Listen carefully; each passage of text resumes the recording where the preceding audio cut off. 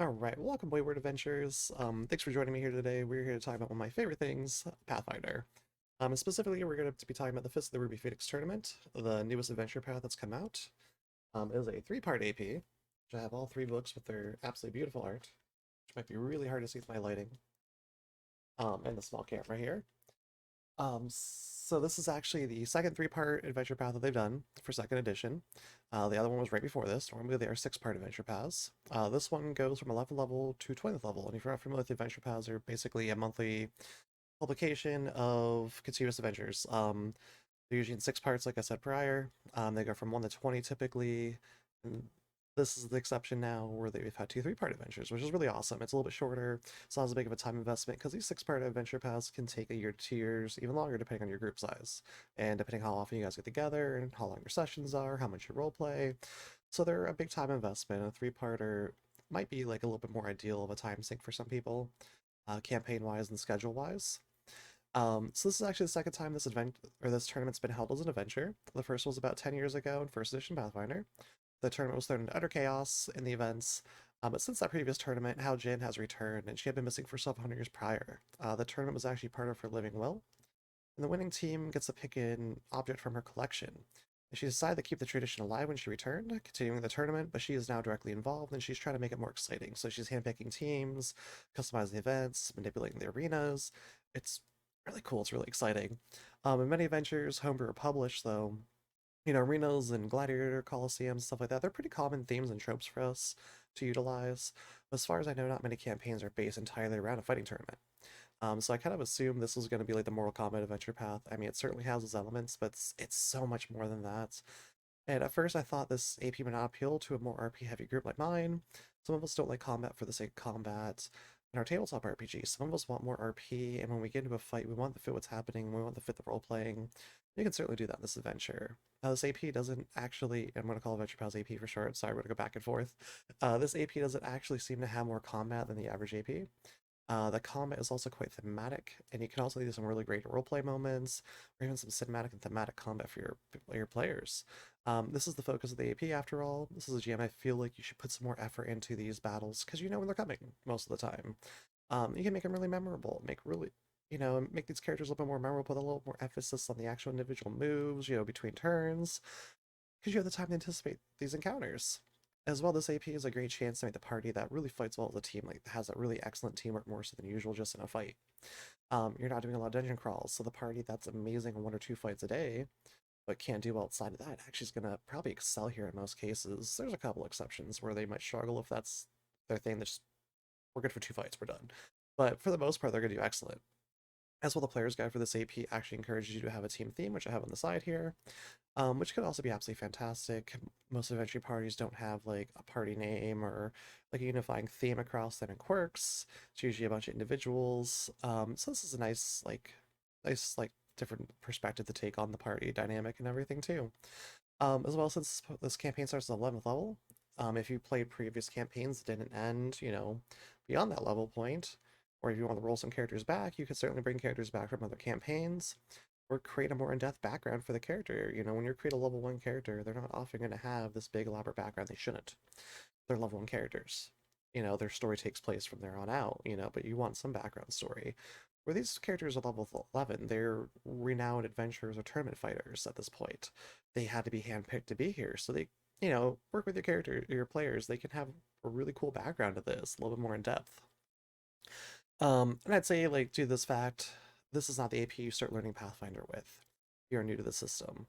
If you've made a lot of characters, you've played a 1 to 20 campaign ideally, this is a really good AP to consider. But if you're brand new to the system, start with something else first and get the hang of the system. Um, and two classes that really stand out as well that could be really exceptional in this campaign that really benefit a team comp, as well as the champion, of course. I mean, that's gonna be most people's go-to, like if because of the reactions they have that bolster their allies, the auras they can get, the lay on hands. They're great tanks in general and great support for your front line, and they can be your entire front line.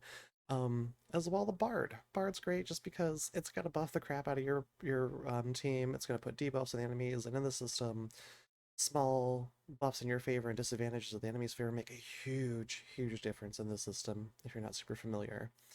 Now my player group actually only has 3 players. on average. We do really heavy RP usually, so 3 is pretty ideal for us.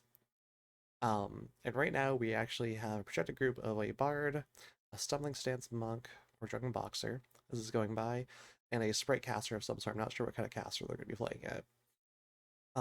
The book or the AP or the player's guide here also does recommend like the investigating the oracle might not be great. Like they're okay in a fight, but you're probably going to do a lot less investigation, a lot less mystery solving. So this isn't a campaign they're going to excel in. You could make them work, but you got a really great idea for one of those character classes. You might want to just kind of shelve it for a different campaign.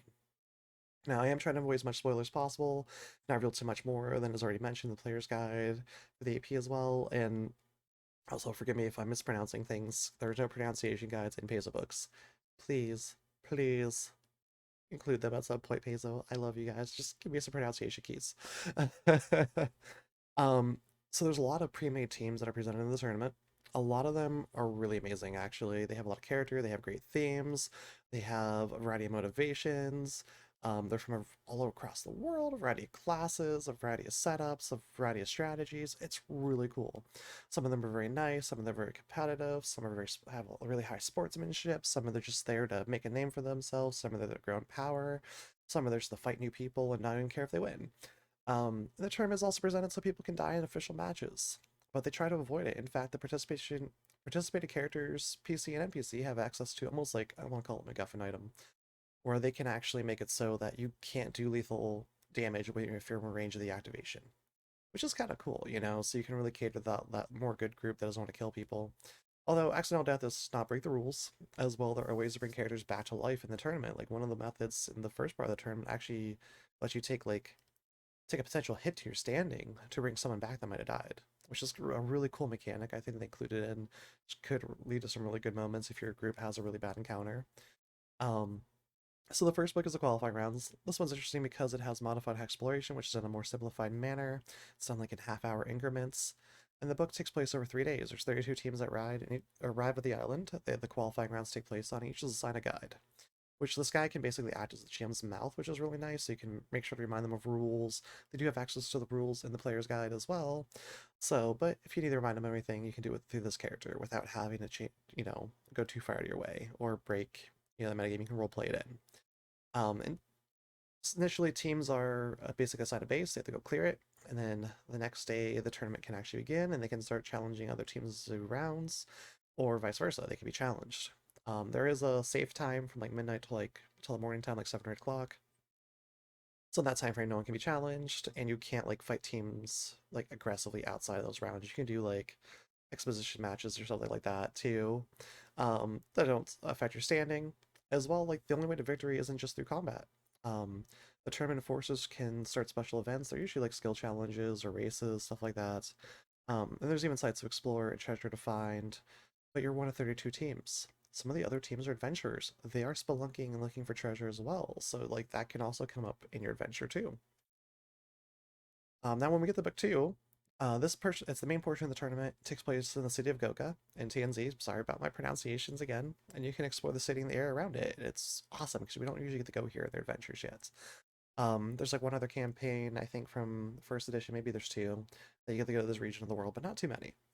There might be some Pathfinder Society stuff and maybe some smaller adventures that have some tidbits here and there of the area, but not like bigger adventure path, you know? As well, book two, like that's just not combat, even though it's the bulk of the tournament. There's a lot of opportunity for many social encounters, situations. There's many wealthy people that impress and hopefully get the aid of, and they get future sponsorships, and just kind of people to interact with that can help you in the long term. The main tournament is not expressly written for the PCs to win either. You can lose the freaking tournament, which may come as a shock to many people because usually it's like, yeah, the player groups, the heroes, they're going to be the victors. No, it's double elimination, so 2 losses gives you the boot. Now, the book does present loopholes to get the player group back in if they lose, and options as well to provide things for your group to do, like if that doesn't make sense for them to come back into the tournament. So that way they're still involved with it. And the climax of the book takes place on the final day of the tournament, of course, the finale, or the finals, I should say. And we're not going to talk about that too much, or the third book too much. The third book is a lot different, but it's really amazing. I will say the bonds and friendship and respect, and the that you make and create along the way with other teams can play a big role in the adventure. I mean, that's partially on your group and your GM. The book's really written that way that it it should benefit you in the long run. As usual, this, like, role playing should be rewarded.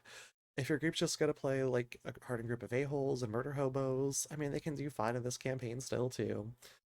It's just gonna have a different experience in the final book, I would say. I mean, again, that kind of depends your GM as well. But if you're a GM that likes to reward really good role playing, this book has a lot of great opportunities for it. If you can't tell, I'm very excited for this game. I went from wanting to be a player character in this to wanting to run it. For the sake of avoiding spoilers, as I said, the climax of book 2 is when we go from wanting the GM it to run it, or from being a player character to running it. Um, in fact, I was planning on running Strength of Thousands once that comes out next, but I'm definitely running Fist of the Ruby Phoenix tournament before that. Also, I think Haljin's a really awesome character. She's actually one of my favorite characters from the Pathfinder Legends book. So I was really excited to see her adventure, and you get like a really small taste of how powerful and unique she really is as a character, which I freaking love. Also, unusual Pathfinder second edition fashion. The book has thematic archetypes in the books, new items, monsters, spells, feats, and the like, including the Phoenix Sorcerer bloodline, which is supposed to be available to your group once the campaign is finished. Yes, this is fully honor system. In your group, you could just use the finished campaign bonus stuff, although I really want my group to finish it, so it has more merit when I play a Phoenix Bloodline Sorcerer someday. So then if you got experience with a 2E group that has a plethora of characters they want to make and are comfortable with high-level adventure, this campaign should be great. I mean, it looks fantastic. With all the material out now and the locations of the events already having a lot of diversity, I mean, sky's the limit on this. Be creative. I mean, you should anyways in your Pathfinder games, your D&D games, your tabletop RPGs in general, but just a couple tips for me for before you run this. Use the freaking player's guide, which I got the screen here. We'll kind of thumb through real fast. It's got a lot of great stuff. It has background information that your players should have access to. It gives them a little taste of what they have in store. It gives them suggestions on alignment, classes. It gives them unique backgrounds for the campaign, so they can make characters that fit into this campaign very easily. It's got, like I said, this just classes. It's got the tournament rules here. It's a little tidbit about the different languages of the region. And it's got some charts here to kind of help you build your fighting team, like with a theme. Excuse me, get the motivation, personality, sponsorships, origins, weaknesses, strengths, quirks. You can roll on this and just kind of go with what you roll and put something together. Otherwise, these are great inspiration points. So kind of use them like that as my suggestion. Unless your group is like really stumped and not really good at the role-playing aspect, or like coming up with these ideas on their own, then have them roll a couple times and see what kind of team they come up with, and kind of roll with that what they like the best. Besides that, like I would say for any campaign before you start it, run a flipping session 0. You have to do it. Get everyone together before you play an actual session. Make everyone's characters together, even if they pre-made their characters before that session. Get everyone together, talk about their characters, talk about their backgrounds, make sure they have like, this team theme thing down, make sure that they're going to actually like play in the teamwork and all that, so everyone's on the same page when they start this adventure. That's huge, and a lot of people skip this, I feel like, and I don't think it's a good thing to do. Session 0 is so freaking important to having a good campaign and having everyone together on the same thought process, the same page. It's so critical. The other thing is a GM or DM, plan out your combat rounds for the fights that that are coming, because you know these fights are scripted. You know when they're coming. You know when the tournament rounds are coming. They have that one fight a day. Plan out your first 3 to 5 turns. Write down what each of the enemy combatants are very likely to do in those first 3 to 5 turns. So that way you're not constantly checking for like their abilities, write it down. Even consider pre-rolling some of the stuff, or just having it all ready to go, depending what if you play online or if you play at a tabletop, just a way to speed things up, and you can put a little bit more focus on the detail in the role playing out that enemy team against your player's team. It could be a lot of fun. And I'm going to be running this campaign. I will be recording it and I will stream it. I stream on Twitch. I'm KyleOnPaizo on Twitch, if you can't tell from the camera thing as well. So feel free to pop in and say hi. No matter what I'm playing, I'm always down to talk Pathfinder or tabletop RPGs in general. I love this stuff. I've been playing tabletop RPGs for over 20 years now. I have a lot of stories and ideas, and I'm always willing to hear the stories and ideas of other people. I mean, you can inspire someone else, but it's just like which is like one sentence and inspire like a whole campaign. It happens all the time. So pop in, say hi sometime. I really appreciate you. Thank you for listening. May your coffee be strong and your D20 roll true. And take care, everyone.